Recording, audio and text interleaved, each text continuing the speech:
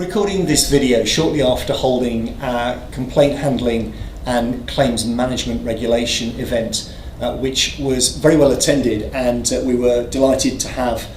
speakers from the Financial Ombudsman Service and from the new Financial Conduct Authority claims management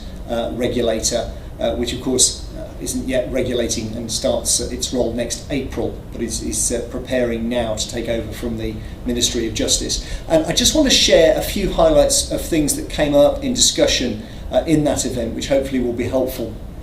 On complaint handling, we started the discussion very much around the independent review that Richard Lloyd reported on in July 2018, which was all about the output from the Dispatches Channel 4 programme, which was in March. And it was very useful to hear from FOS themselves around some of the reaction to that, with very much everybody watching that programme at the same time and thinking, and as I think many felt, that didn't really reflect what we thought and understood from those of us who deal closely with FOS, and in particular some of the allegations that were made around bias, which just didn't ring true. And I think out of perhaps a programme that wasn't particularly representative came a really helpful piece of work in terms of the independent review, where there are 22 separate recommendations which FOS has taken on board and is now looking at plans to implement. And we're expecting an update on that towards the end of 2018, which will be very interesting. We then talked about the changes to the Ombudsman's jurisdiction around dealing with a wider number of complaints for small and medium-sized enterprises. And of course, the FCA consulted on potential change there some time ago, and we're now waiting to see what happens next. Off the back of the independent review I mentioned, there's been an indication from the Treasury Committee that they have concerns that FOS probably isn't ready with various other priorities to take on that extra jurisdiction yet. So it might be that we see a delay beyond what the FCA had suggested, which was a potential December 2018 implementation.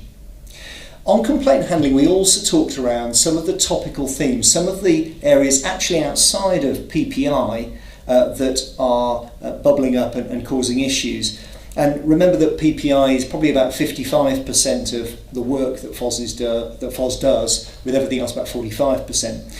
Consumer credit was the area that has been growing and an area where there's higher uphold rates. And in particular within that, there's the affordability issues for payday lenders, but also not just around payday lenders, that's also around other types of lending as well, and we talked around some of the issues around that. Solar panel claims in particular in the context of Section 75, but Section 75 more generally, which continues to be a challenging area, and the review of the Consumer Credit Act and retained provisions that the FCA has ongoing is very interesting in that respect, where we might see some changes around Section 75. We also talked around the topics of actually the last two newsletters from FOS, which were first of all insurance renewals, and that whole question around whether loyalty and not seeking to negotiate each year leads you to having a higher premium, and FOS's role in looking at pricing in that respect. And then secondly, we talked around fraud and scams, which is an increasing area, I think, of FOS's work, and that whole question around, is the transaction something where it was so sophisticated that the gross negligence test isn't satisfied, and that is a very high test anyway, but frauds are so sophisticated that for a customer to actually have spotted the fraud would have been very difficult. And that's quite an interesting area which continues to develop, because the nature of the issues, the nature of the frauds, the nature of the things that happen changes. Also an area where we might see a change to FOS's jurisdiction if they're able to look at recipient banks and their handling of matters for authorised payment frauds. I'll then just turn to claims management regulation and just give a flavour of that. As I say, we were very pleased to have Gary Hunter, the head of claims management regulation, at the event. In April 2019, the FCA will take over from the Ministry of Justice, with an expanded reach for their regulation, taking in, for example, Scotland and Section 75 claims management as well. What came across to me from the discussion was that desire to create a level playing field for CMCs, those who are prepared to meet the standards that the FCA set out going forward, and those that aren't not, but those that are regulated by the FCA operating at a higher level of standard. Now, the other thing then with that in place is CMCs holding the industry to account, be it the financial services industry or other industries, in the way that they pursue claims in a good manner, and some of the practices that we've seen in the past go away. The detailed rules are of course the subject of consultation and are not yet finalised, but we can see many things that we recognise in terms of the FCA infrastructure. So high level principles to adhere to,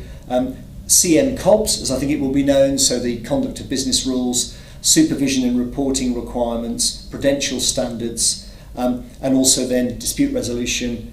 with FOS dealing with complaints about CMCs, and the enforcement powers that the FCA has. So I think what we'll see is quite a significant change in this sector, and of course in the months ahead a rigorous assessment of those claims management companies who want to go into that new world.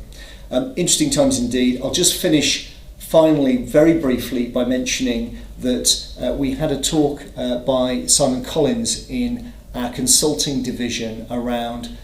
complaints assurance, and that's all about how do you know that your complaints team is doing a good job, and what steps can you take to review and look at that. I can't do justice to that now, but there's some slides on the website, and Simon's always very happy to talk about that topic, so please do get in touch if you would like to. Thank you.